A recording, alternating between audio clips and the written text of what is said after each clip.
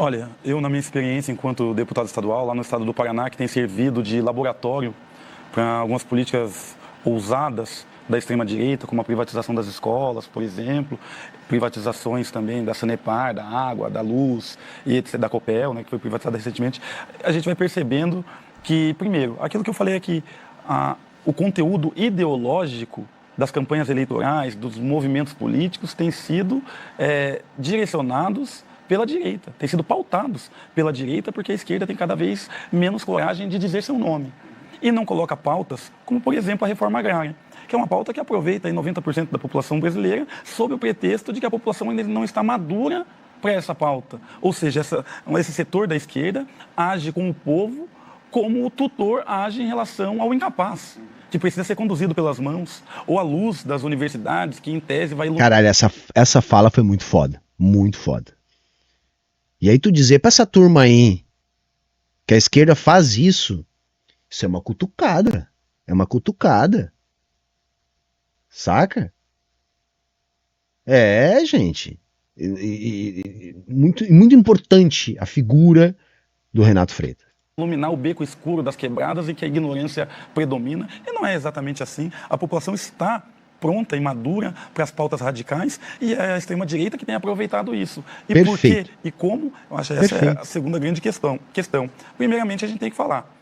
Os partidos têm virado um aglomerado, uma confederação de mandatos, que cada um, ao seu modo, tentam aparelhar o próprio partido, como acontece hoje com o Partido dos Trabalhadores. Caralho. E colocando todas as fichas no movimento eleitoral, como disputa privilegiada, eu vou usar mais esse um minuto. Renato, primeiro debate já está... Já estou usando meu minuto. Não, podem dar mais um minuto para ele. Você, nesse movimento de privilegiar apenas a luta institucional, você acaba esquecendo da luta de base, que é aquela que é permanente e fora dos holofotes. Aquela que não gera mídia, que não tem ibope e que, portanto, é sacrificante, embora satisfatória e realizadora, obviamente. Então você não está no lugar, você não cria laços, não tem confiabilidade, não tem legitimidade e acaba não compreendendo, porque isso gera afastamento. E já dizia Mao Tse Tung, uma das formas de você estar contra o povo é estar distante do povo. E esse é o momento que a gente vive hoje. Uma esquerda distante do povo, que fica embasbacada, que fica assustada diante de uma eleição como a de São Paulo, em que uma figura que performa virilidade, que performa decisão, que performa a antipolítica, antissistema, né, como o Pablo Marçal, ganhou tudo isso de votos e as pessoas não conseguem compreender. E acho que isso é um sintoma, né? Muito foda, hein? Que fala foda, galera. Que fala foda, entendeu? Por isso que eu achei bom o debate. Porque botar o Renato falando isso ali na frente do Gessé, da Manu, do Lindbergh, da Tiburi, foi muito importante. Um verdadeiro intelectual orgânico. Um cara perseguido e que não é defendido pelo próprio partido como deveria ser. Justamente por quê? Porque tá dizendo essas coisas. Você botar o dedo na ferida, isso não é tapar o sol com a peneira. Vão acusar o Renato Freitas de ser antipetista? Não conseguem. Não conseguem. Ele apenas está fazendo uma denúncia séria, importante e necessária. Mas vamos seguir. Então vamos lá, Renato. Você tem agora 2 minutos e meio para falar sobre a questão da comunicação da esquerda. Então, muita gente fala, pô, Renato, você é um comunicador, porque você consegue fazer as falas na tribuna, você fala com o povo, e né, para nós é fácil, nós vem das ruazinhas de terra, nós é sobrevivente, né, mano? Primeiro me tornei fluente nessa língua, que é a que nasce no berço da exclusão, para depois ter acesso, graças a uma política pública de educação, que incluiu milhares de jovens na universidade, eu fui um deles, que foi a política de cotas raciais, e me tornei fluente também nessa linguagem oficial, carimbada pelo Estado, e tão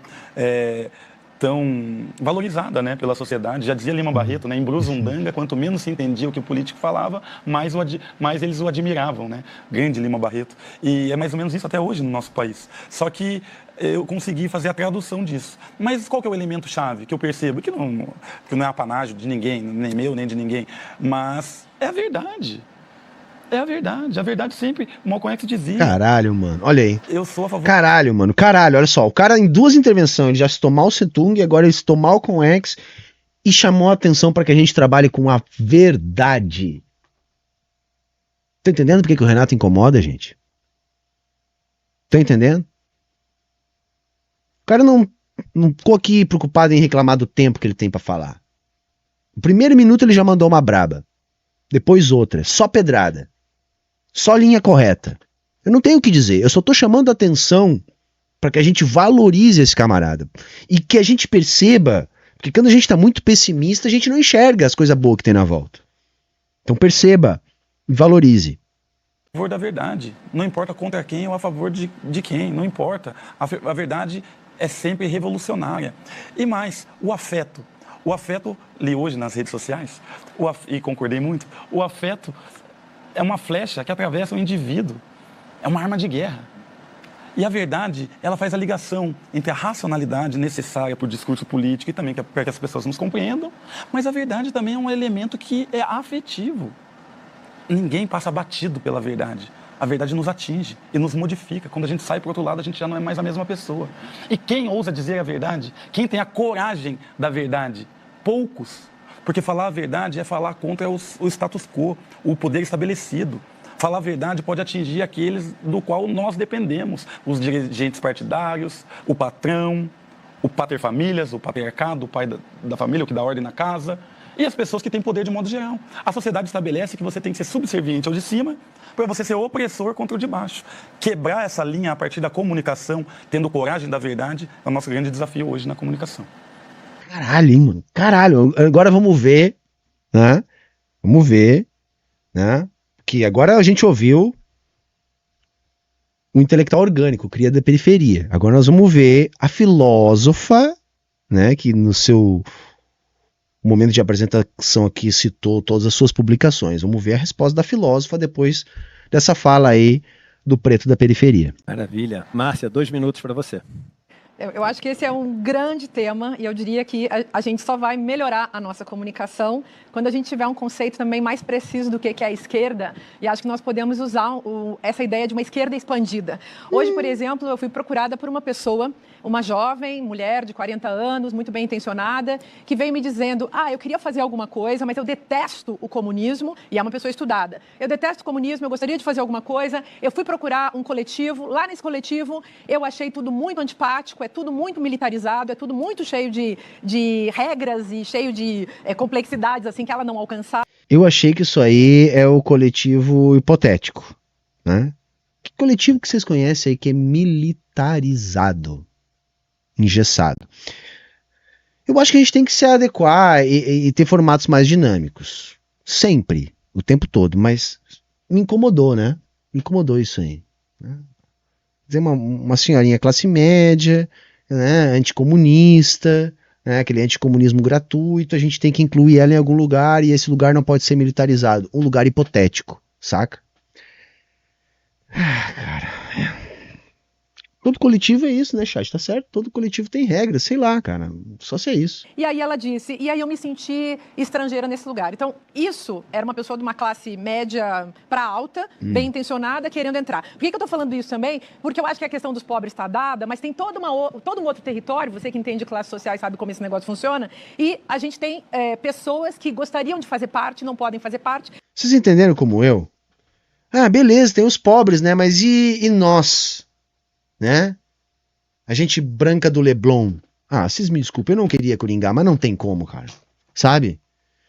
Todo o debate tem que ser como que a gente comunica com a classe trabalhadora. Essa classe que nós perdemos. Essa classe que nós precisamos conquistar. A pequena burguesia, que é essa que a Márcia está se referindo, é também classe trabalhadora. Mas hoje essa é a que a gente mais tem. Porque essa é a que a gente consegue dialogar. Porque estão nos ciclos das universidades, né, dos bairros classe média. Essa é a fatia da sociedade que a gente menos tem que se preocupar agora. Porque essa a gente já tem ali alguma entrada. A gente começou a perder essa turma para a turma dos liberais, sei lá, tipo MBL, começou a cooptar essa galera. Mas... né, a gente tem essa turma, não é essa turma que a gente precisa, entendeu? É isso que eu tô querendo dizer, gente. É um choque de gerações. É aquela geração que se constituiu falando pro Leblon com a geração do Renato Freitas, que quer falar com a turma do Capão. Entendeu? É diferente.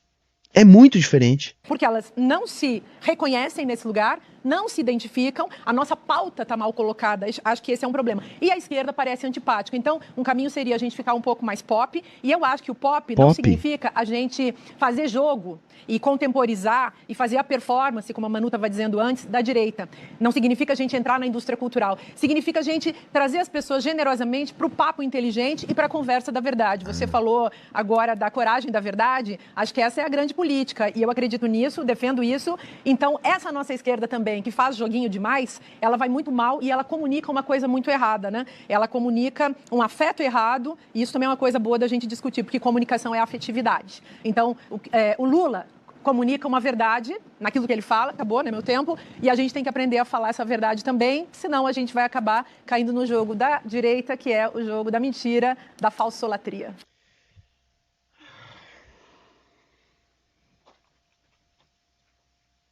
Entenderam?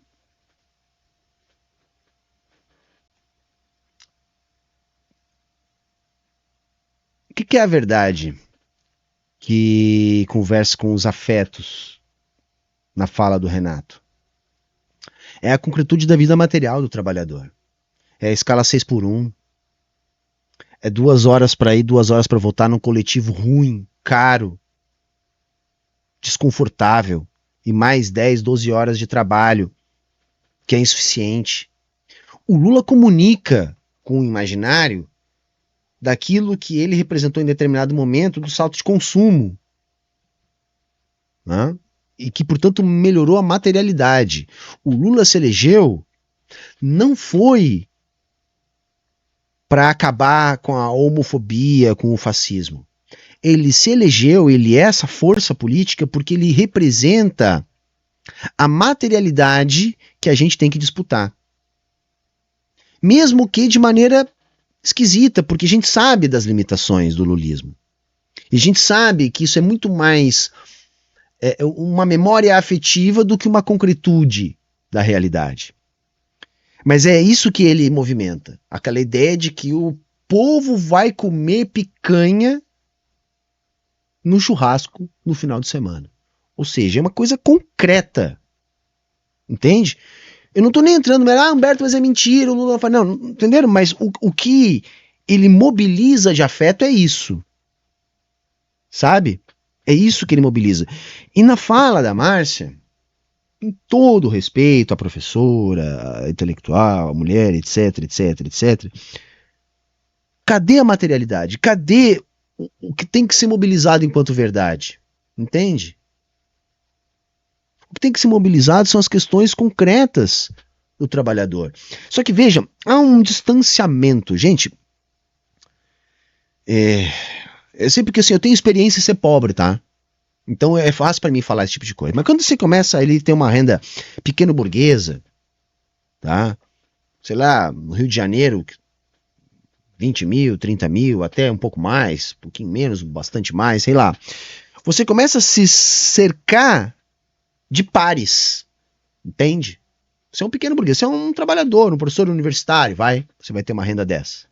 Você vai se cercar, porque as classes sociais, elas são concretas, tá? A divisão é física na sociedade. Então, pessoas que ganham 20, 30, 40 mil por mês tendem a circular nos espaços sociais com pares de classe social. Essa turma, embora seja ainda classe trabalhadora, se perdeu o emprego na Universidade Federal, né, perde tudo que tem, né, não são burgueses, mas estão numa situação que no Brasil é muito descolada da luta da classe trabalhadora proletariada. E aí não consegue sequer enxergar os problemas. Sabe? Não consegue entender onde o calo do pobre aperta. Para conseguir falar a mesma língua que ele, porque ele está muito deslocado. Muito deslocado. Sabe? E eu sinto isso na fala da Márcia Tiburi. Esse deslocamento. Tipo, ela tá falando, a vontade que eu tenho de dizer, porra, não viaja. Desculpa, não é nada pessoal, não é, mas é um problema de visão de mundo, que é justamente a visão de mundo que a esquerda precisa superar. Tem essa de esquerda expandida. Não! A esquerda tem que ser anticapitalista.